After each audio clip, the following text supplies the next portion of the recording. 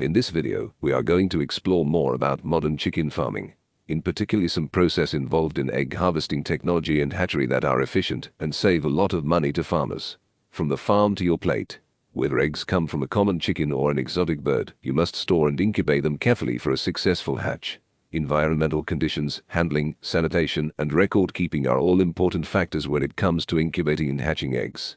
A fertile egg is alive. Each egg contains living cells that can become a viable embryo and then a chick. Eggs are fragile, and a successful hatch begins with undamaged eggs that are fresh, clean, and fertile. You can produce fertile eggs yourself or obtain them elsewhere. While commercial hatcheries produce quality eggs that are highly fertile, many do not ship small quantities.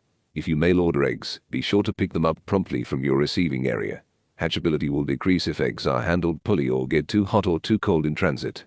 If you produce the eggs on site, you must care for the breeding stock properly to ensure maximum fertility. Fertile eggs must be collected carefully and stored properly until they are incubated. Keeping the eggs at proper storage temperatures keeps the embryo from starting and stopping development, which increases embryo mortality. Collecting eggs frequently and storing them properly delays embryo development until you are ready to incubate them. Once you have eggs to incubate, avoid damaging or contaminating them. Wash your hands frequently to remove bacteria from your hands. An incubator is basically a box that holds eggs while maintaining an appropriate temperature, humidity, and oxygen level. Incubators have varying capacities and adapters for eggs from different species. Popular incubator models often include automatic turners, humidifiers, and temperature controllers. Egg turners can usually be purchased separately for incubators that do not include them. Humidifiers can be the type that disperses water vapor as needed, or many smaller incubators use a simple water reservoir. Temperature is controlled by older wafer systems or the newer digital thermostats. A hatchery recreates the right conditions for chicks to grow, mature and, well, hatch on a much bigger scale. Here's how it works. When the eggs arrive, they're placed in an incubator. Inside, temperature, humidity, and airflow are precisely controlled to facilitate an ideal environment for chicks to develop. When the chicks are nearly ready to hatch, they're moved to a hatching room. Along the way, they get some basic vaccinations, so odds are they won't need antibiotics later. After a few final days in the hatching room, the chicks break through the shells. According to the World Watch Institute, 74% of the world's poultry meat and 68% of eggs are produced intensively. One alternative to intensive poultry farming is free-range farming using lower stocking densities. Poultry producers routinely use nationally approved medications, such as antibiotics, in feed or drinking water to treat disease or to prevent disease outbreaks. Some FDA-approved medications are also approved for improved feed utilization. A carefully controlled environment that avoids crowding, chilling, overheating, or frightening is almost universal in poultry farming. Cannibalism, which expresses itself as toe picking, feather picking, and tail picking, is controlled by debuying at 1 day of age and by other management practices. The feeding, watering, egg gathering, and cleaning operations are highly mechanized. Birds are usually housed in wire cages with 2 or 3 animals per cage, depending on the species and breed, and 3 or 4 tiers of cages superposed to save space.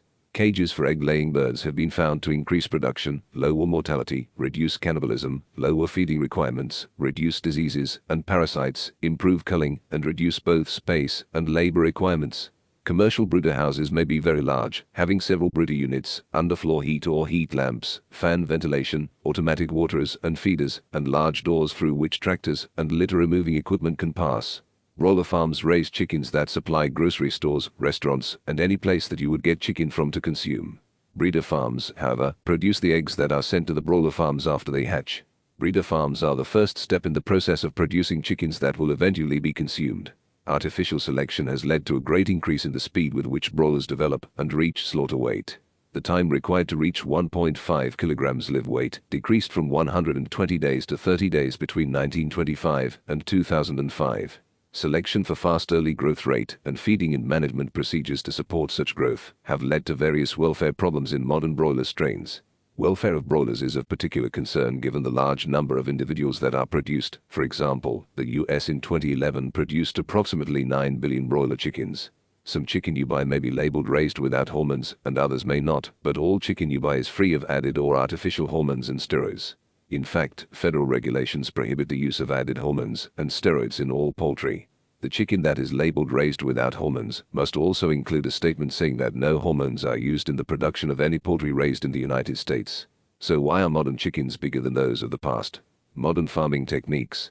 From day one, chickens are given a better start than ever before through advanced feeding and housing, good breeding, and close communication with veterinarians throughout their lives. Chicken farmers are raising larger, healthier birds than ever before. Broiler chickens, the type raised for meat, generally take up to 7 weeks to reach market weight. Once they've reached the proper size and weight, workers trained in humane care arrive to catch each chicken at the farm by hand. During this process, chickens are transferred into holding cages or modular bins, specifically designed for transport to the processing plant, aimed to ensure that birds don't hurt themselves or other birds, and that air is able to circulate. Poultry meat is the most widely eaten meat in the world and provides a large part of the world population with high-quality animal protein. The world's population is growing, and the consumption of meat per person is still increasing. The demand for chicken meat will therefore only continue to increase for the foreseeable future. We are still seeing an annual increase in the consumption of meat worldwide, with the demand for chicken meat growing faster than other types. Chicken meat is cheap and therefore first in line for the population of developing countries, such as China and India. In addition, chicken is popular because its consumption is not forbidden by major religions, and chicken meat fits well into a healthy diet. In Western Europe, the growth is not as large, more and more people are eating vegetarian food. This is compensated at a global level by the ever-increasing population of developing countries. When broiler chicks are a day old, they are transported in transport modules, or chick boxes, from the hatchery to the farm. Chicks travel along a conveyor belt and are dropped into transport boxes or modules. During this process, the chicks are immunized with spray and/or subcutaneous vaccinations.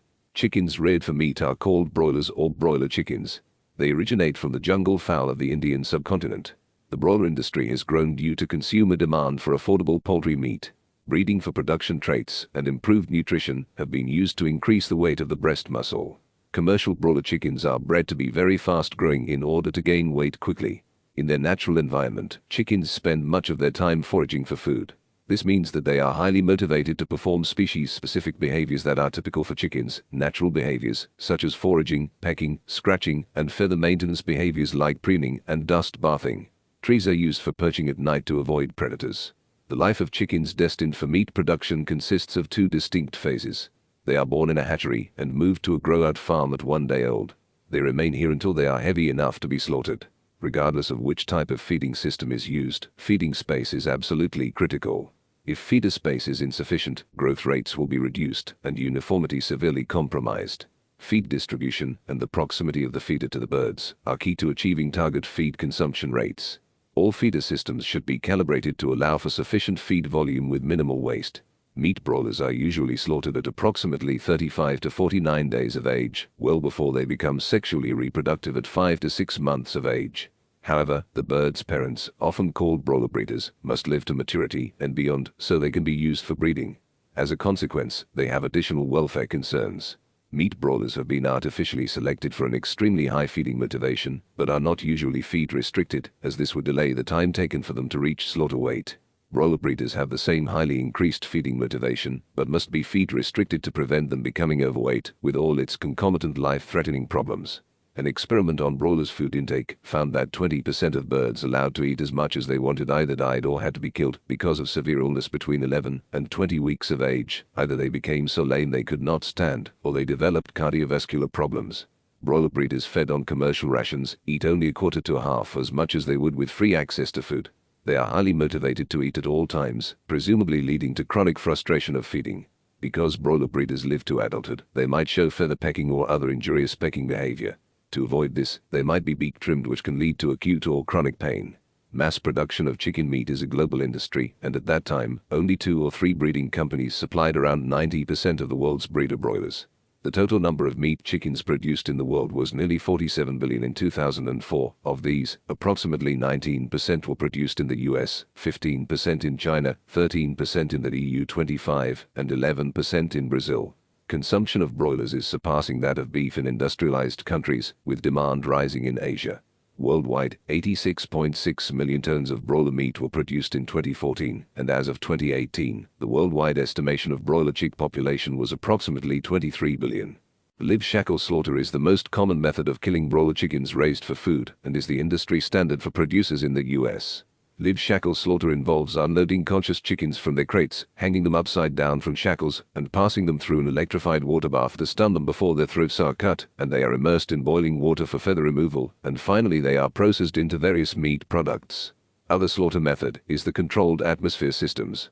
It involves using non-poisonous gases that slowly render the chickens unconscious, and while still in their crates, then unloading the dead or unconscious birds, hanging them upside down from shackles before their throats are cut, and they are immersed in boiling water for feather removal, and finally they are processed into various meat products.